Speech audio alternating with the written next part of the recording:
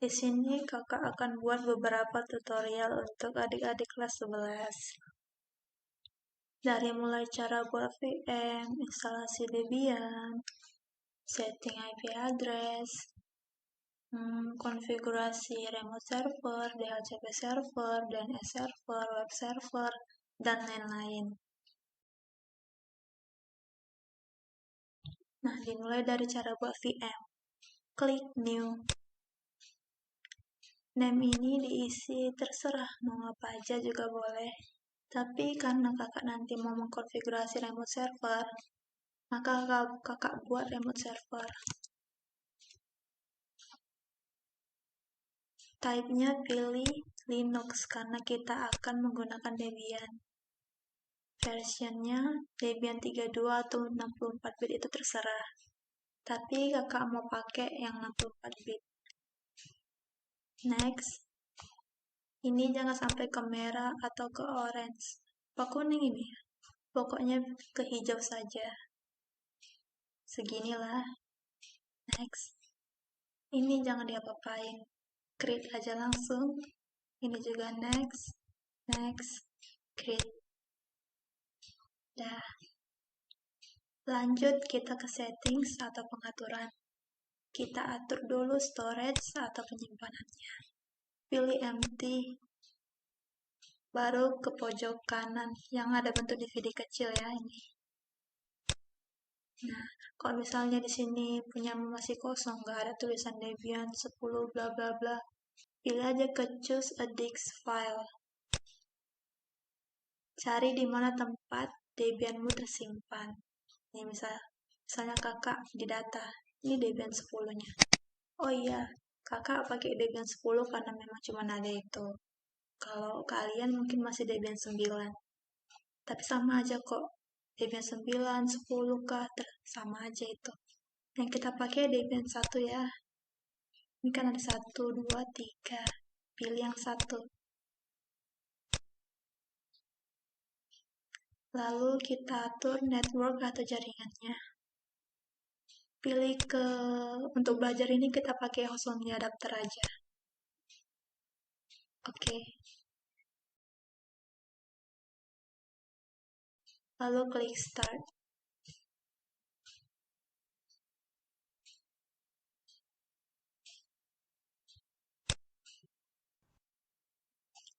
Di sini udah nggak bisa pakai mouse lagi. Coba sendiri. Nggak bisa kan?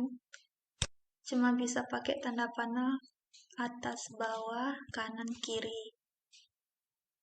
Dari semua menu ini kita pilih yang install. Jangan graphical install ya. Install aja. Enter. Di sini untuk bahasanya pilih yang English saja. Enter. Country, kota, pilih order atau lain-lain. Continent origin, kita pilih Asia. Indonesia, ini enter aja. Enter aja. Tunggu loadingnya.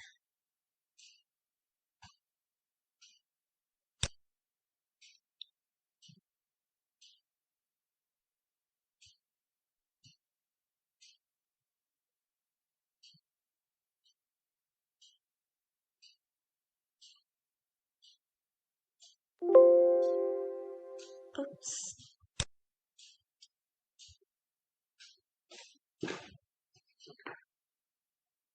Ini kita pilih no. Pilih yang paling bawah. Do not configure the network at this time. Hostname-nya terserah. Tapi kakak mau pakai TKJ aja. Tapi sesuai ketentuan soal juga ya. Kalau disuruh Jambi, ya Jambi. Kalau disuruh nama, berarti Kuza. Kita buat TKJ aja dulu. Enter. Root password. Kita masukkan 1, karena mudah diingat. Jangan susah-susah. Ini bukan password untuk FB ataupun akun game atau apalah. Enter. Masukkan lagi password yang tadi. Full name for the new user. Kakak buat nama sendiri aja. Ya. Username for your account. Uza. Enter. Use a password for the new user. Berarti untuk password untuk user si Kuza tadi. Berarti buat satu aja biar mudah diingat kayak tadi. Masukkan lagi. Western Sumatera, karena kita di Sumatera, pilih yang atas.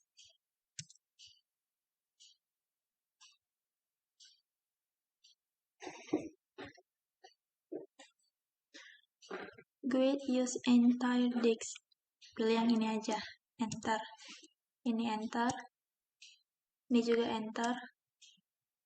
Enter. Yes, enter.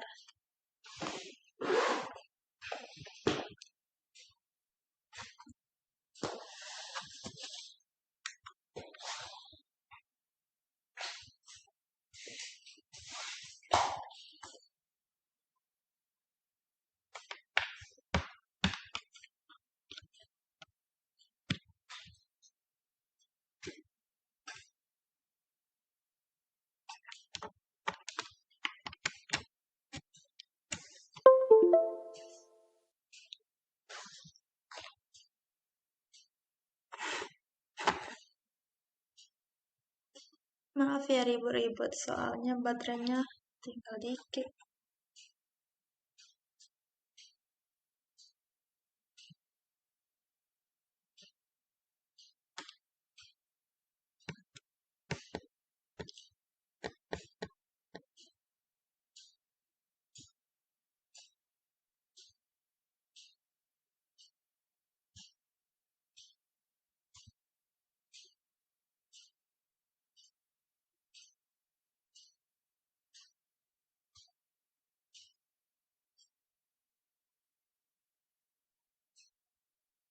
Ini pilih no aja, enter.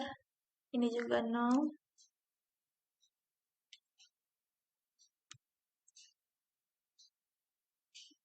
Ini no.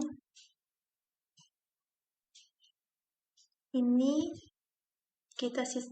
bintangnya dihapus saja semua. Kita sisakan yang paling bawah ini. Standard System Utilities. Cara ngapus bintangnya itu klik spasi. Tahu kan spasi yang persegi panjang di keyboard? Nah, hilang dia. Ini juga. Sisakan satu ini aja paling bawah. Baru kita enter.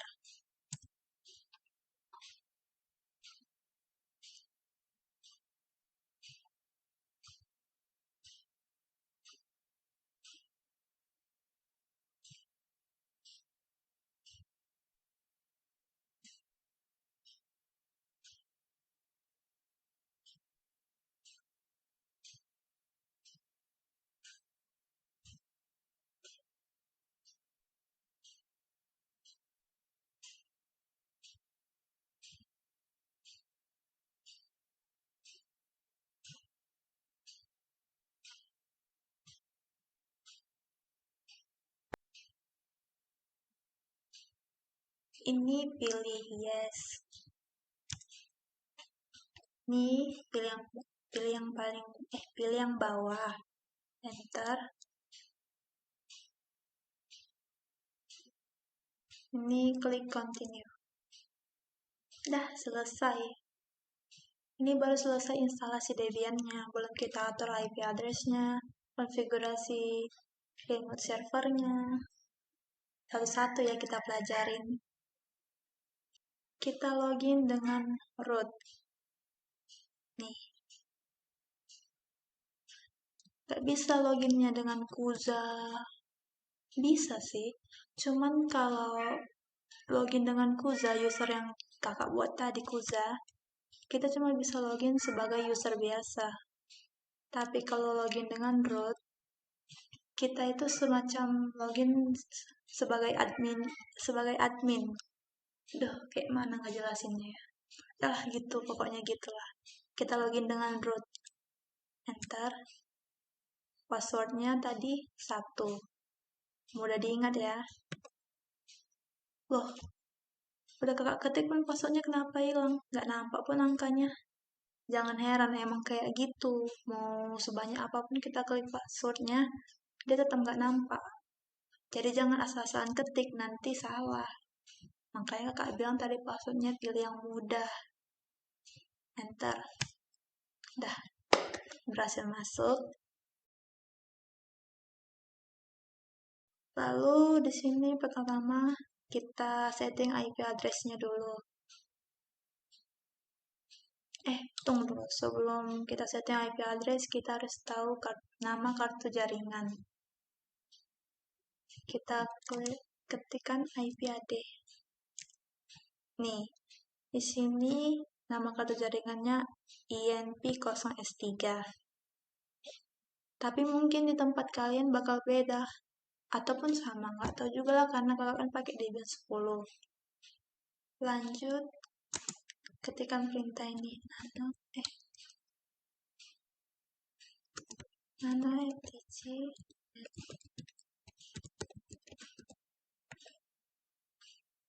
Nah, ketikkan perintah ini. Jangan salah, jangan kurang, pokoknya persis seperti yang kakak buat. Enter. Kalau nggak salah dia bakal masuk kayak gini ya. Nah, yang L apa nih ya? L entahlah, pokoknya hapus. Ini juga hapus. Tambahkan nama kartu jaringan tadi, INP0S3. Ini juga INP0S3. Loopback-nya juga ganti. Jadi static. Enter. Klik tab. Cari di keyboard tulisan tab. Nanti dia kayak gini, jangan klik spasi nanti kok spasi lama kali kayak gitu. Pokoknya cari tulisan tab, baru ketik address. Di sini alamat IP-nya kakak mau buat 192.168.34.1/24. Ini sesuai ketentuan soal juga ya. Ini kan versi kakak. Nggak tahu kalau versi gurunya kalian itu mau berapa. Oke, jangan terlalu fokus ke video. Habis itu simpan. Cara simpannya Ctrl X, Y, Enter. Lanjut kita restart networking-nya biar tersimpan. etc.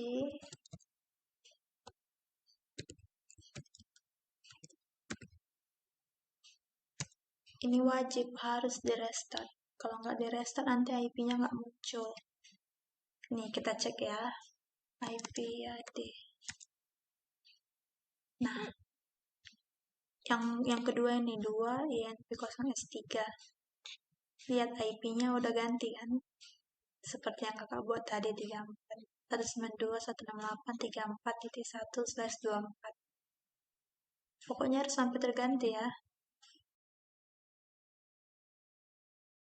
Habis itu, karena kita mau mengkonfigurasi remote server, berarti ada paket yang harus kita install.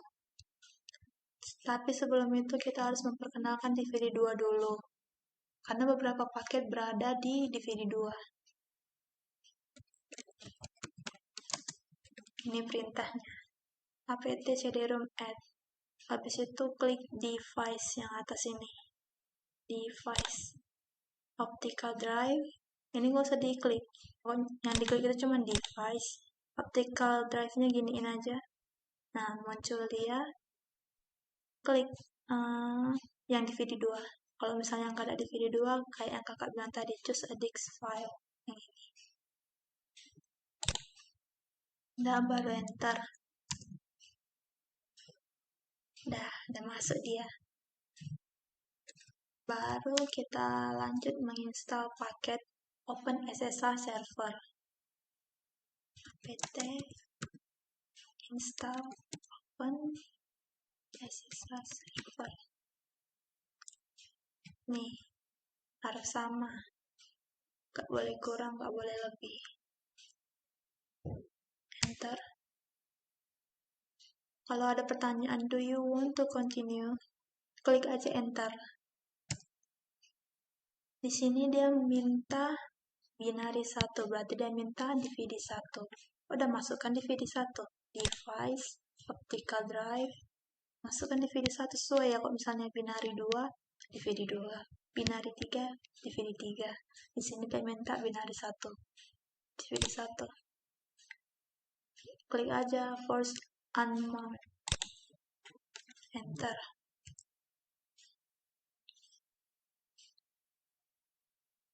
Udah berhasil. Next, kita cek status dari SSH-nya. Apakah udah aktif atau belum?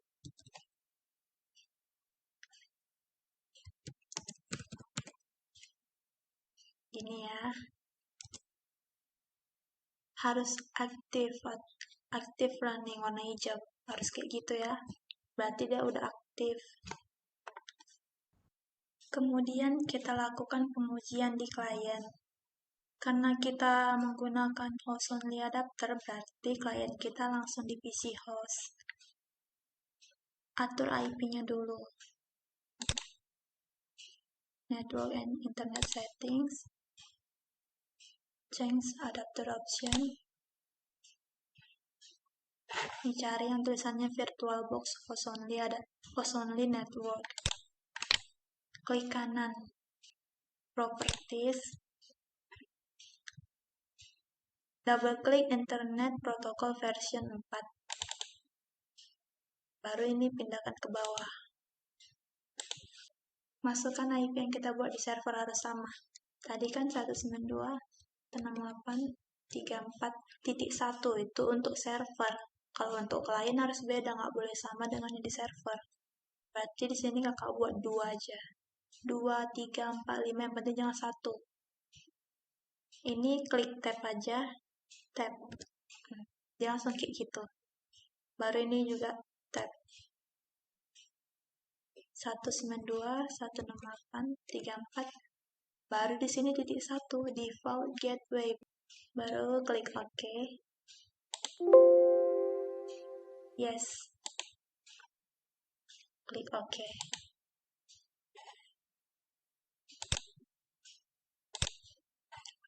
Kita coba ping server ke klien dulu. Ketik cmd. Enter. Nih, ping IP server ke klien. Berarti IP server 192.168.34.1. Enter. Harus TTL. TTL itu berarti dia terhubung dengan server.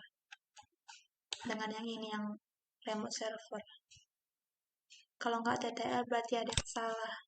Coba diulangi lagi dari awal ya.